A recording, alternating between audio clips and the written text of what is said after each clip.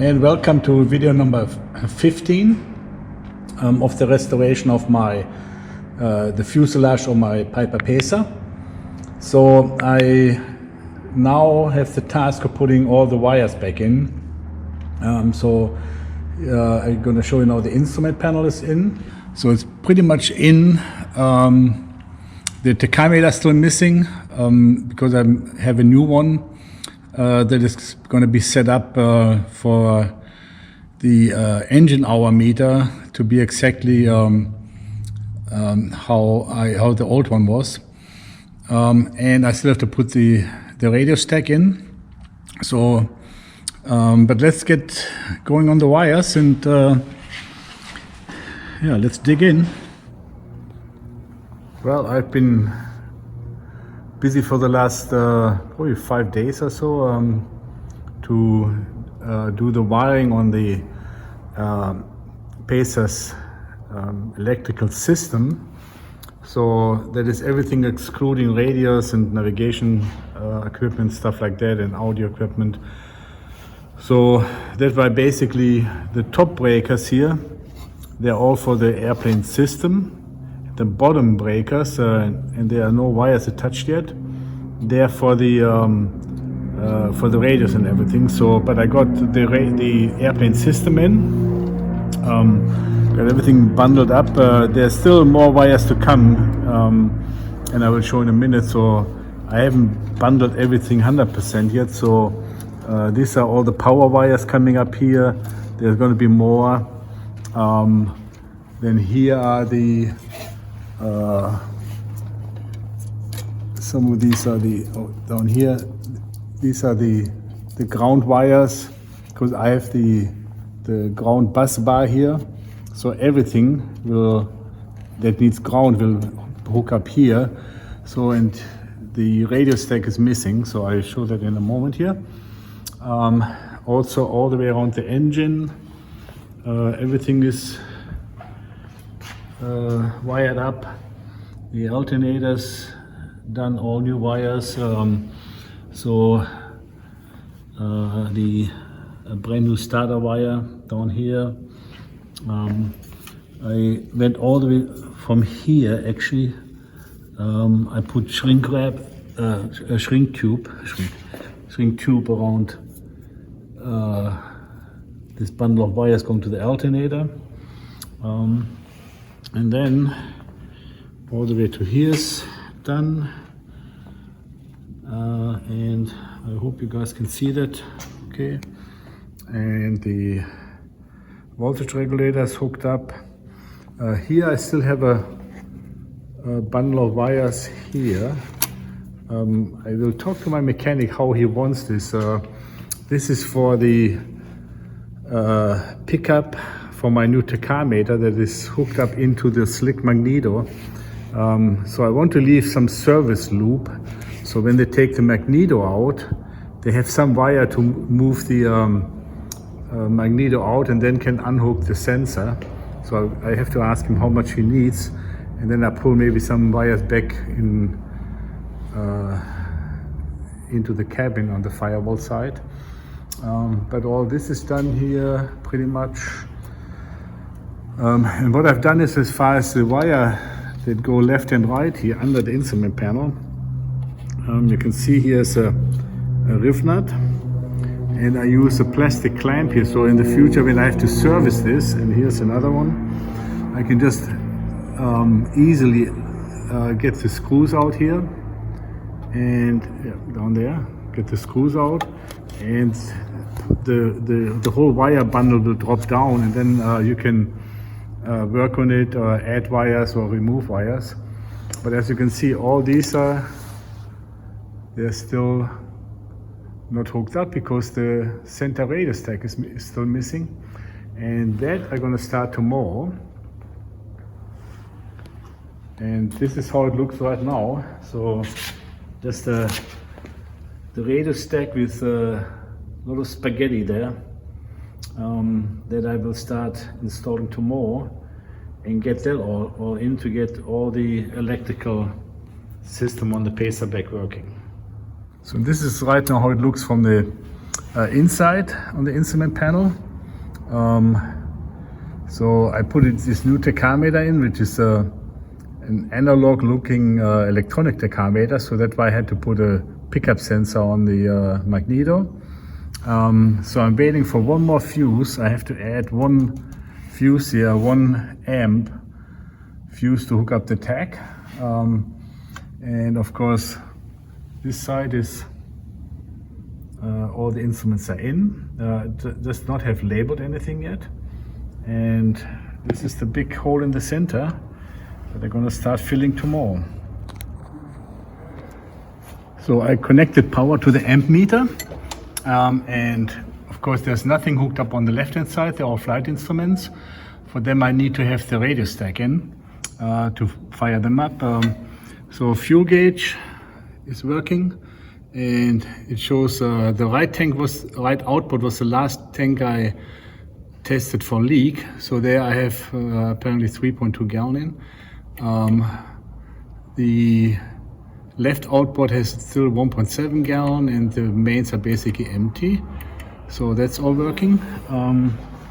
The dome light works. So now I'm gonna try the strobes. Okay, left strobe. I don't have the tail on, so I can right strobe work. And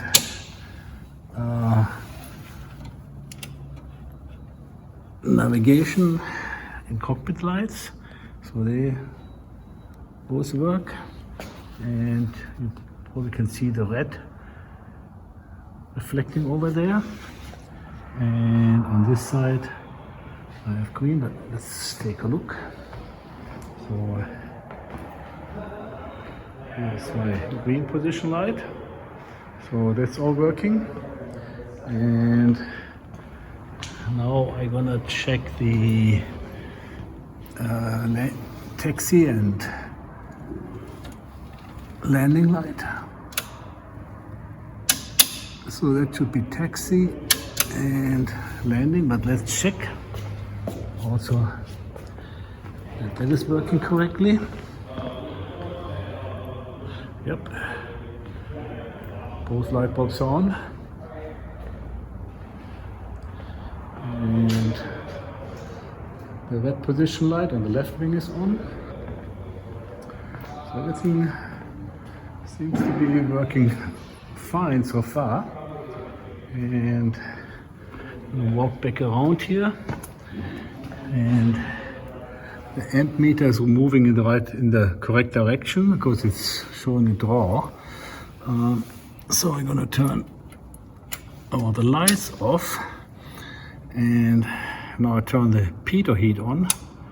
And yes, there's more of a draw for the pitot heat. And let's oops, where did I put my thermometer? Here it is. Okay, so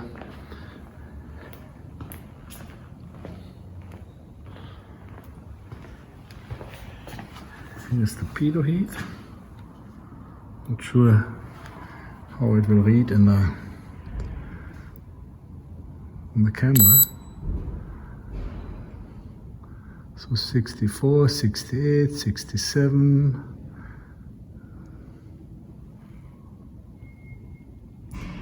66, 70, 73, so definitely 78 I've seen flashing.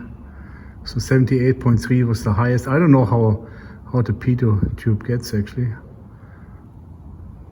but that seems to be working also fine. So my pitot heat is also working fine. So I'm happy with the electrical so far. Of course, just as I said, I just ran a wire here to the amp meter.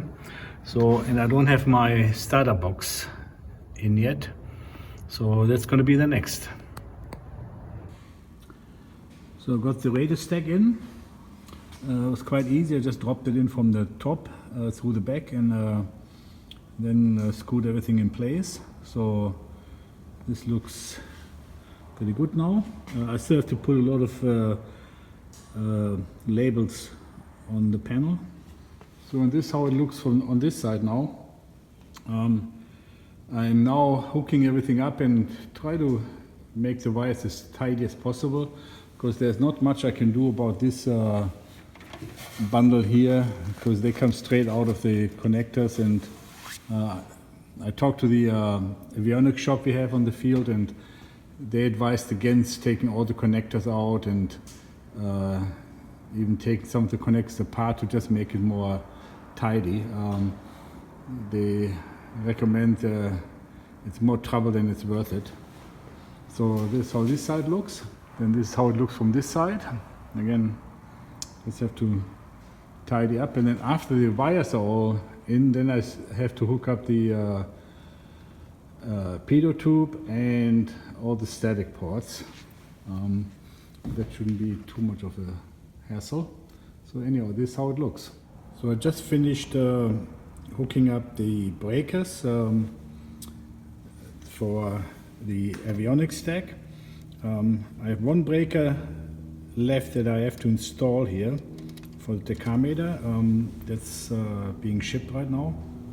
But I just pointed out, if you don't have carpet in the airplane, what I do is I lay a rack below where I'm working on the breakers, because I do drop these little screws, and if they just bounce on the bare metal floor, they will be gone. So I always put a rack down to catch them before they disappear on me. So I just put the last ground wire on for the Avionics stack. So now everything that needs ground on the panel is grounded. I made a ground bus bar, and I think I showed it in one of the earlier videos, that is attached to this part of the fuselage, and it was all fine until I put the radio stack in, and then I realized there's no way with the radio stack being in place that I can actually get to some of these screws here. So I now changed a little bit, and I put here in the mounting tabs, it's hard to see with all the wires in, I put riv nuts in, and now I can just bolt this on, and then if I have to service in the future, I can take the two screws out and drop it down. Because right now I have the luxury of working on a wide open fuselage here, so it's very easy to do wires, but the next upgrade that will come, I have to work with the boot cowl on and the windshield in. So anything to make it easier to get through this will be very helpful, and I think being able to drop the bus bar down for the ground would be a big help. The same is to get to the back of the breakers here in the future. That's why I made the panel in two pieces, so I can just unbolt just this part of the panel and tilt it out. I may have to first cut some of these cable ties to give room, but it will be able to pull out and then tilt a little bit. So in the future, when I have to get to the back of the breakers, then it's also much easier. So this is end of video number 15, I believe. So and all the electric is hooked up, all the avionics are hooked up, and I just want to show some details here. So anywhere where I put a cable tie around the fuselage, I put chafing tape underneath. Anywhere where there is metal to metal touching, like here, the chafing tape, and then I hold it together with the cable tie. So it's a lot of little detail wrapping chafing tape. Same on this side. Everywhere I put chafing tape, and yeah, some more shaving tape down here, but everything is hooked up, including the pitot and the static port. Everything on the instrument, on the engine side is hooked up, and here again I did not use any cable ties touching the motor mount. It's all used with these clamps here, including here for the ignition wire. I did put a new oil cooler on, so that's all done. So I'm finished with that. That also means the instrument panel is all done. I just applied the last labels on it, so I can put a check mark on that. Turned out pretty nice. So this is the end of this video, and I see you in the next one.